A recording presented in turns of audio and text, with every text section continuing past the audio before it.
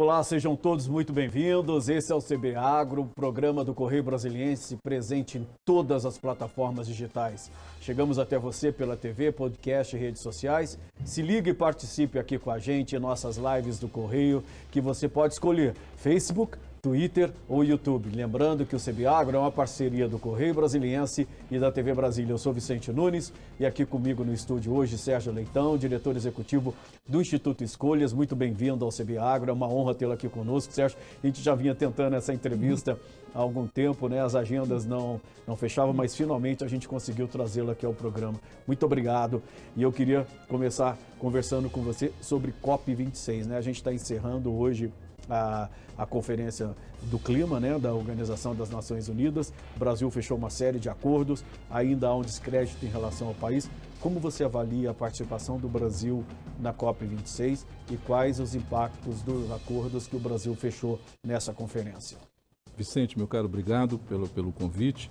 Fundamentalmente, a gente tem que prestar atenção em um acordo assinado por diferentes países, e onde foi decisiva a participação do governo americano. Inclusive houve uma reunião do representante americano com o nosso presidente Jair Bolsonaro, que resultou na assinatura de um acordo que exige de cada país uma redução de 30% das emissões de metano, que é um dos gases que provocam as mudanças climáticas. Esse metano é o principal fator da contribuição da nossa pecuária. O Brasil tem um rebanho de 218 milhões de cabeças de gado, 90 milhões estão na Amazônia e essa pecuária brasileira emite muitos gases de efeito estufa. Se houvesse um país chamado Pecuária Brasil, para a gente ter uma ideia, seria o 20º maior emissor, equivaleria ao que emite Argentina e Inglaterra. Então, esse desafio tecnológico de mudança da produção da nossa pecuária é talvez o grande resultado a trazer a preocupação para o Brasil com a seguinte questão: o que vamos precisar fazer para que a nossa pecuária cumpra este acordo e a gente não perca os mercados que hoje o país tem, exportando para a China, para a Europa e para diferentes países do mundo. Quais são os maiores desafios para cumprir esse acordo? Primeiro, a conscientização do produtor que isso é o que vai garantir, o cumprimento desse acordo é o que vai garantir o nosso espaço como um grande produtor de proteína animal no mundo, de carne. Primeira questão isso, não vamos entender isso como uma restrição, mas como uma oportunidade. A partir do momento que a gente vê que a Embrapa tem um programa chamado Carne Verde, que é exatamente essa produção com o menor nível de emissões possível, a gente consegue atender. A Embrapa já mostrou. Segunda questão é como a gente direcionar o financiamento exatamente para quem produz sem desmatar. A ministra da Agricultura, Tereza Cristina, disse o seguinte: o Brasil tem 90 milhões de hectares abertos, já desmatados. Nós não precisamos mais desmatar para produzir e nós não precisamos da Amazônia para produzir comida. O que a gente tem que fazer? O crédito, o financiamento tem que ir exatamente para essa adaptação tecnológica, para que o programa da Embrapa seja o programa que vai ser aplicado em todas as propriedades rurais do país. E a terceira questão, muita tecnologia. Vamos investir na tecnologia, ou seja, a gente tem dinheiro, a gente tem crédito e a gente precisa agora da consciência do produtor, que é essa adaptação tecnológica, essa produção livre do desmatamento que vai garantir os mercados exportadores do país. Agora, existe resistência por parte dos produtores de carne? Existe, porque isso está dentro deste conflito que foi se estabelecendo entre exigências ambientais, como se fossem feitas tão somente para restringir espaços de exportação dos produtos brasileiros. E a gente tem que entender que nós temos dois grandes desafios. Primeiro desafio, existe uma geração que está exigindo esse tipo de comportamento, ou seja, ela quer uma carne livre de desmatamento, ela quer uma carne livre de problemas com direitos humanos, invasão de terra indígena, que é o que ainda se transparece exatamente em função das denúncias sobre a atuação do setor, principalmente na Amazônia. E a segunda questão tem uma mudança de padrão alimentar.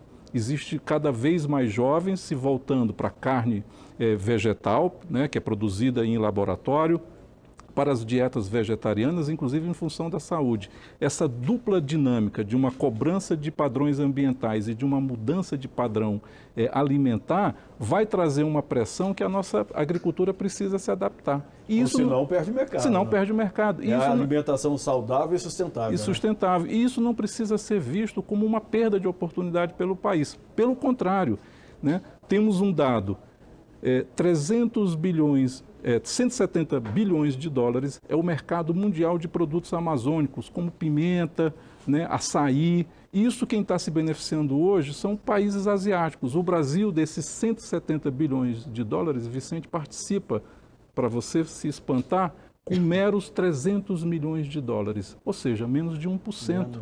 Então, essa dinâmica dentro daquela vertente que o agro é pop, o agro é tech, o agro é tudo, poderia significar o Brasil apostando nos dois cavalos. Ele vai apostar na carne, que já está aí sendo a grande exportadora, né, do Brasil, e vai apostar também nos produtos da floresta. Por que não ganhar com os dois? Porque quem aposta em um, não tem nenhum. Você ressaltou que o consumidor, como todo, ele já está mudando, né? Ele, sobretudo a população mais jovem. A gente vê ainda resistência entre os produtores em fazer essa mudança mais sustentável. E onde entra o governo aí? Porque o governo é uma ponta importante nesse... O governo é uma ponta fundamental. O que a gente tem que perguntar, vamos aqui dar uma informação. Os 4 ex-ministros da Agricultura, talvez os mais importantes do país, com exceção do Alisson Paulinelli ali no governo Geisel, né, que foi o homem que abriu a Embrapa, abriu o Cerrado, repetem a mesma frase: não precisamos mais desmatar nenhum hectare para produzir. E aí fica a pergunta, inclusive para a ministra atual, que está com a caneta do dia na mão, né? Se a gente não precisa mais desmatar para produzir, por que a gente continua financiando o desmatamento? O Banco do Brasil é o maior financiador. O Banco do Brasil, os bancos privados, né? O BNDES também, porque ele acaba financiando os frigoríficos, e há denúncias de que esses frigoríficos ainda continuam recebendo recursos e comprando de fornecedores que têm desmatamento presente nas suas cadeias. Então a gente pode dizer o seguinte: por que a gente não faz a junção, a reunião do ótimo, né, com o bom, que é vamos dar dinheiro para quem está produzindo sem desmatamento e vamos dar dinheiro para tecnificar. Até porque tem um dado que é o seguinte: de 10 produtores de carne hoje no Brasil, 9 vão cair fora do mercado, porque é um setor altamente subsidiado. O Instituto Escolhas fez um estudo mostrando que essa pecuária recebe 12 bilhões de reais por ano em subsídios do governo federal, dos governos estaduais, e arrecada 15. Então, ela é ineficiente do ponto de vista econômico, hoje, em função de uma grande parte desses produtores que só se mantêm porque, né, dependem diretamente desse subsídio público, e é ineficiente ambiental, porque ela produz com muita emissão. Por quê? Porque o insumo dela, básico, principalmente na Amazônia, é o desmatamento. Na hora que ela desmata, ela faz a sua participação em termos de emissões sair de 23, que é a média nacional, 23 quilos de CO2 por quilo de carne produzido, para 145. Olha a desproporção, né? Então, se tiver, como se falou muito na COP, exatamente as exigências e as taxações para quem produz com muita emissão, essa pecuária brasileira vai perder competitividade. Então, o que a gente está dizendo, eu vou me permitir citar aqui até uma música do Almir Neto, que é Conselho, o que a gente está dizendo é o seguinte: não estou te dando nem vendendo. Como o ditado diz, o meu conselho é para te ver feliz. Então, pecuária, a gente quer te ver feliz, porque na hora que você estiver triste, o Brasil também vai estar. Agora, tem que mudar. Agora, o que o governo pode fazer de efetivo? Exigir, né, primeiro, o cumprimento da legislação ambiental. Segundo, condicionar os financiamentos às boas práticas ambientais, ou seja, eu só vou dar dinheiro para quem não tem mais desmatamento na cadeia. E aí você pode perguntar, mas e o direito que a pessoa tem? Não estou discutindo direito. Crédito é uma eleição de prioridade. Exatamente. Então, a prioridade do país é essa produção tecnificada, livre de emissão, porque é isso que vai garantir o nosso mercado exportador. Se o sujeito quiser desmatar e exercer o direito dele garantido pela lei, que o faça com recursos próprios e privados. Mas dinheiro público, o meu, o seu, do Tesouro Nacional, é para quem produz. E pegar esse programa da Embrapa e transformar no carro-chefe das nossas exportações, ou seja, o Plano Safra, com mais de 200 bilhões de reais por ano, tem que ter um novo nome, que é o Plano Agricultura de Baixo Carbono, que hoje é residual. Ele está lá como uma espécie de grama do jardim, pode existir, mas não pode crescer. Agora, por exemplo, a gente vê no caso dos bancos privados um movimento grande, no sentido de só conceder financiamento para quem preserva o meio ambiente. né? Inclusive, eles já se reuniram com o vice-presidente da República, têm apresentado uma série de propostas, tiveram muito presentes na COP. O setor privado, como um todo, se mostrou muito presente na COP, isso chamou muita atenção. Esse movimento dos investidores e do setor privado, dos bancos privados, é suficiente para dar uma mudada ou ainda é muito pouco? É muito pouco, porque na hora que nós tivemos que fazer a diferença, nós fomos tímidos e praticamente decepcionamos. A resolução 140 do Banco Central, do dia 15 de setembro, que é a resolução que dita as normas para o crédito rural, ela é decepcionante, porque ela não faz nenhuma exigência real, concreta, né, de você operar aonde o desmatamento está ocorrendo. O que é que você tem hoje no movimento dos bancos como um todo? Os presidentes dos principais bancos brasileiros hoje são CEOs vindos da área de informática, porque banco é tecnologia. Então, na hora que você faz uma resolução e nos diz o seguinte, o gerente de banco em Altamira, né, em Sinop, no Mato Grosso, ele vai ter uma tela do computador conectada com a sala do INPE, que mostra onde está ocorrendo o desmatamento. Para ele saber aonde a coisa está pulsando forte ali na sua cidade. E isso gera um movimento preventivo de dizer, peraí, deixa eu olhar o que está acontecendo aqui, se os meus financiamentos não estão ajudando esse desmatamento a ocorrer e se impulsionar. Essa falta, né, de tecnologia ou essa falta de ambição dessa resolução mostrou que, na prática, é pouco efetivo o trabalho dos bancos e do Banco Central em fazer com que o desmatamento não seja financiado com dinheiro público. Por isso que precisa de uma norma muito clara. Desmatou, não tem dinheiro público. Ou seja, sair do discurso e ir para a prática, né, Sérgio? Sair do discurso e ir para a prática, que é o que a gente tem cobrado da ministra Tereza Cristina. Se a senhora diz que não precisa mais desmatar, para que financiar o desmatamento? Agora, outra coisa que a gente vê com relação ao desmatamento é a violência. Como ele está atrelado à violência? Hoje, as áreas mais violentas do país, elas estão em regiões desmatadas do Amazonas.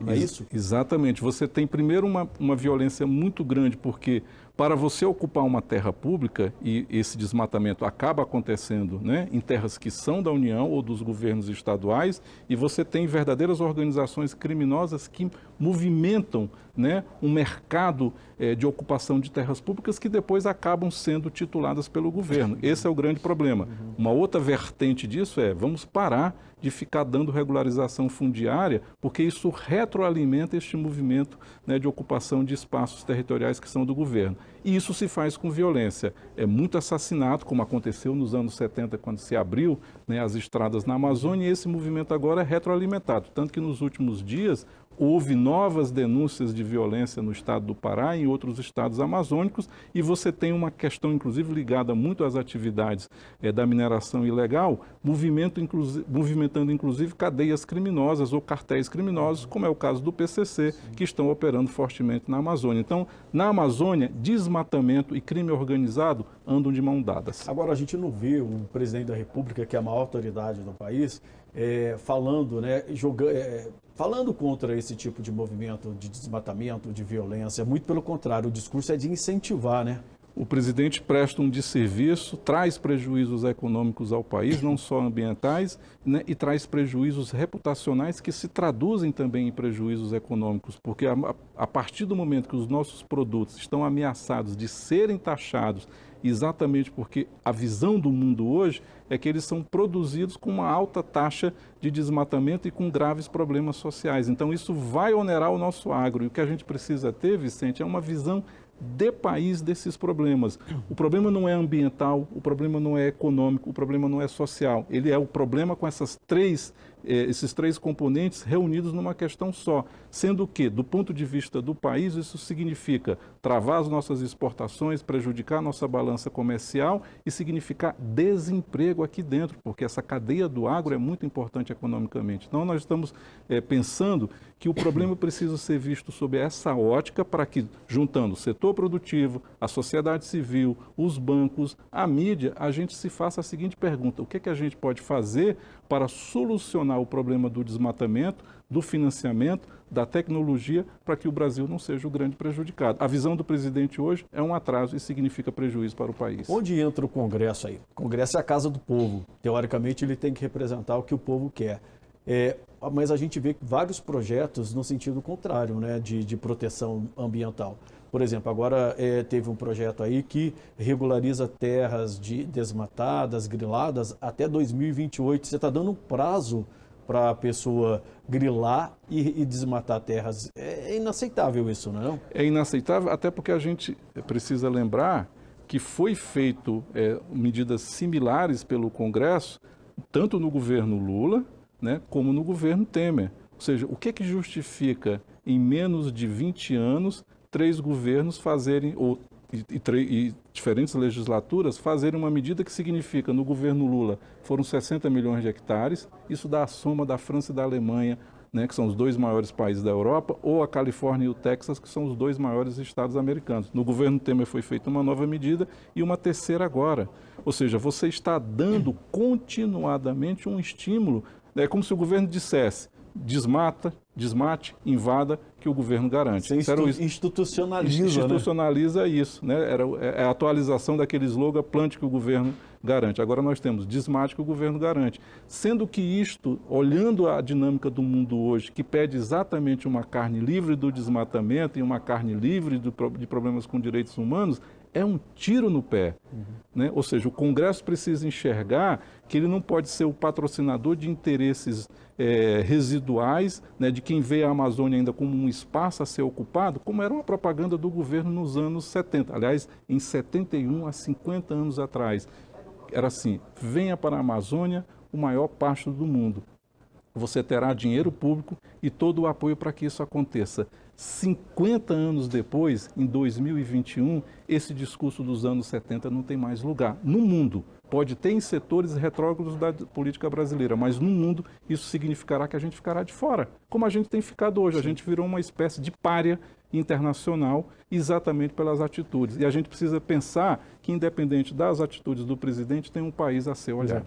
Pária a ponto de o presidente da República não ter coragem de ir à COP26 representar o Brasil, que sempre foi um ator principal nessa discussão climática, né?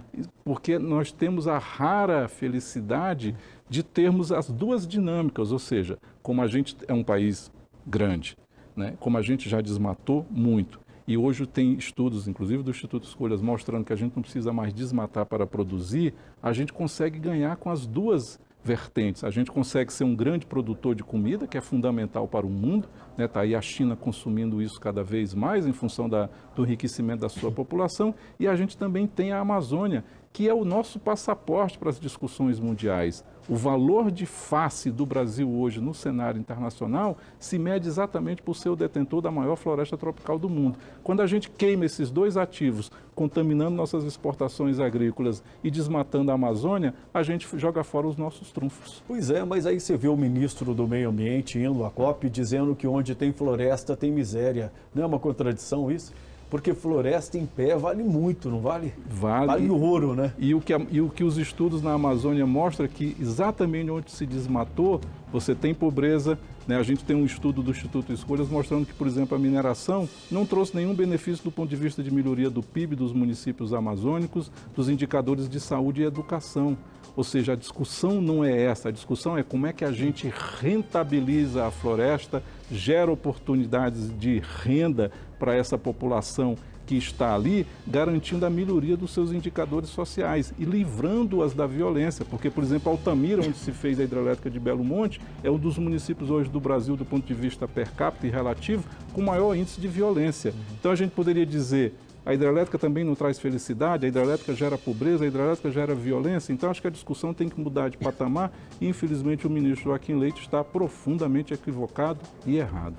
Sérgio, eu vou pedir licença para você um minutinho. A gente vai fazer um breve intervalo. O CB Agro volta já já. A gente está recebendo hoje o diretor do Instituto Escolha, Sérgio Leitão. A gente ainda tem muito assunto importante para conversar. A gente volta já já. Fica aí.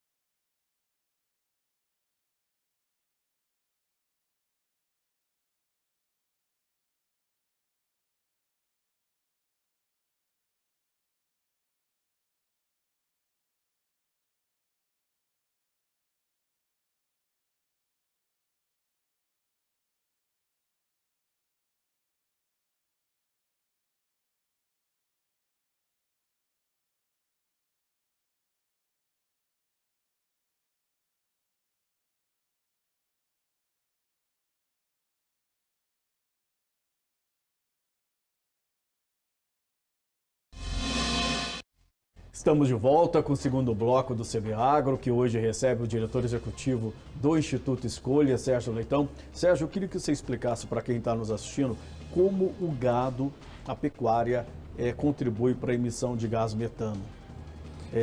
Como é que é isso? A contribuição se dá por dois gases, né? O metano, né, e o dióxido de carbono.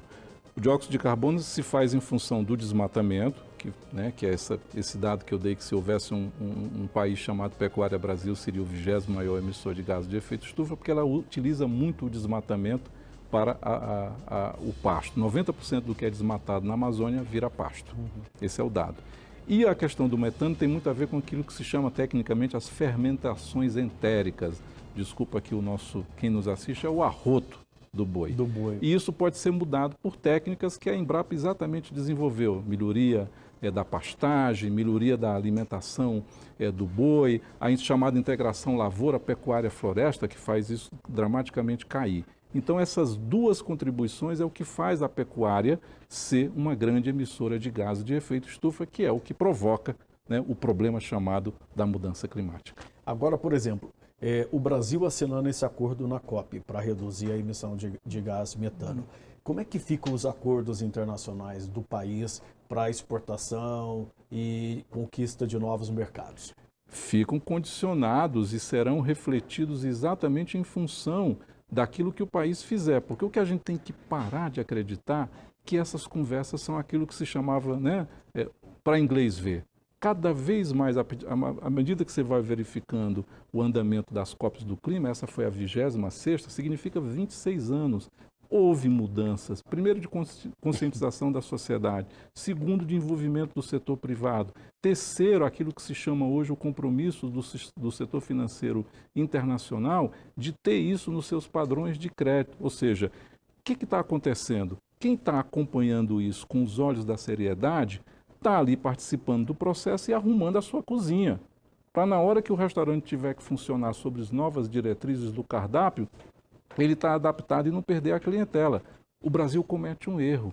O Brasil vai para a discussão e não arruma, né, a sua retaguarda. E é isso que vai nos custar muito caro. Portanto, a gente tem que entender que esse tipo de acordo não é uma folha de papel que se assina como se não houvesse comprometimento e consequência. Neste caso, como diria o conselheiro Acácio Doessa de Queiroz, depois das causas virão as consequências. E as consequências serão as sanções comerciais. Serão as sanções comerciais. Fechamento de mercado, perda de emprego, porque hoje você tem, né, o Brasil sendo o líder da venda de carne no mundo, isso significará um prejuízo muito grande para o país. É possível a gente ter uma agricultura sustentável? É perfeitamente possível, porque primeiro a gente não precisa mais desmatar. Basta a gente separar essa dinâmica do desmatamento, que hoje interessa a gente que quer amealhar patrimônio fundiário. A discussão hoje de você justificar o desmatamento é exatamente para a gente que quer ter ocupação de terra pública e depois pedir o título do governo, como a gente falou aqui. Então, dada essa separação, a nossa, digamos assim, exigência para uma produção sustentável é a gente tecnificar, né, e dar à Embrapa aquilo que ela precisa, o poder, né, de ditar as regras de como vai se fazer essa produção sustentável no Brasil. O Escolhas fez um estudo mostrando que o impacto de você zerar o desmatamento no país é de menos de 0,5%. E isso já está sendo, inclusive, compensado, esse efeito absolutamente residual, com uma melhora da intensificação da produção pecuária no Brasil. Então, a chave do sucesso disso é uma assistência técnica ditada pelas exigências do século XXI de sustentabilidade. Pois aí a gente tem a Embrapa, que tem desenvolvido tecnologias fundamentais aí para melhorar a qualidade e a sustentabilidade do campo da produção, né? Nesse sentido, o que a gente precisa dizer é o seguinte: por que o programa Carne Verde da Embrapa não é aquele programa que exemplifica essa produção do país para o mundo? Por que o plano ABC, que é o chamado Plano da Agricultura de Baixo Carbono, ou seja, essa baixa emissão, recebe menos de 5 bilhões por ano num plano safra que tem mais de 200 bilhões? A gente tem que perguntar para a ministra Tereza Cristina, o que o país vai fazer para ter metas progressivas, ousadas, para que até 2030, quando parte desses acordos internacionais assinados na COP da Escócia vão estar plenamente sendo exigidos, nós não tenhamos essa produção inteiramente sustentável. Ou seja, a gente tem dinheiro, a gente tem tecnologia, a gente precisa enfrentar as resistências de quem não quer mudar porque não quer perder. Só que quando você beneficia quem não quer perder, quem perde é o Brasil. Exato. Agora a gente, por exemplo, com relação à sociedade, a gente vê na Europa, sobretudo, as pessoas indo para a rua defender o clima, né? Defender o meio ambiente. A sociedade brasileira, ela está engajada? Eu não vejo a população indo à rua cobrando o governo para que medidas efetivas, né, de redução de emissões de gases, isso seja feito no Brasil, né? Não existe uma cobrança efetiva da sociedade. Eu diria que a gente pode ver... De grupos específicos a gente vê, né? A gente pode ver esse copo metade cheio, metade vazio. A metade vazia, que você tem razão, não gera manifestações de rua extremamente poderosas como a gente já tem visto na Europa. Ao mesmo tempo, se a gente olhar meio ambiente a partir principalmente dos anos 90, que é quando o país se redemocratiza, ele é um fator decisivo. Primeiro, pela preocupação que a mídia o dedica. Segundo, porque as pessoas têm, dentro do universo de preocupações de um país tão carente, com tanta violência, com problemas de desemprego, né, ele faz parte desse universo de temas com os quais a sociedade já se ocupa, ou seja, a gente sabe, a sociedade diz assim, a gente sabe que tem um problema, a gente não quer que desmate a Amazônia, e as pesquisas de opinião pública indicam isso muito fortemente. O tema da questão ambiental e da Amazônia já está indicado como um dos que pautará o debate eleitoral das eleições presidenciais em 2022. Então eu te diria o seguinte, que já tem um movimento que fermenta na sociedade e os políticos deveriam prestar atenção, porque a opinião pública, ela costuma, como diz o ex-presidente Fernando Henrique Cardoso, a se manifestar em forma de uma erupção, mas quando isso acontece, é uma força muito forte que arrasta tudo, né, com ela. Então, acho que quem não quiser ser arrastado, acorda enquanto é tempo. Enquanto é tempo. Dá para acreditar nos acordos que o Brasil fechou? O compromisso é real na sua avaliação, desses acordos fechados na COP? O Brasil tem uma tradição de fazer aquilo que se chama, como a gente já disse aqui, para inglês ver. Eu acho que o que dá para acreditar é na força da cobrança internacional, dos mercados e da própria sociedade brasileira para que, independente do governo, porque esses acordos passam de governo para o governo, eles não são acordos do presidente Jair Bolsonaro, eles são acordos assinados pelo país. Portanto, é uma assunção de responsabilidades, né, um assumir de responsabilidades que compromete você, a mim, minhas filhas, né, toda a sociedade brasileira. Então, acho que nesse sentido, a gente tem que acreditar que ou a gente cumpre ou a gente perde. Sérgio, por tudo que você falou, uma lição que a gente tem que tirar daqui. Você pode produzir comida sem desmatar. O Brasil hoje é o maior produtor de alimentos do mundo e vai, ao longo dos próximos anos, ser o principal celeiro de alimentos do mundo. E não tem mais por que desmatar, né? A gente já desmatou demais, tem terras aí que podem ser recuperadas, serem usadas para a agricultura, sem afetar o meio ambiente.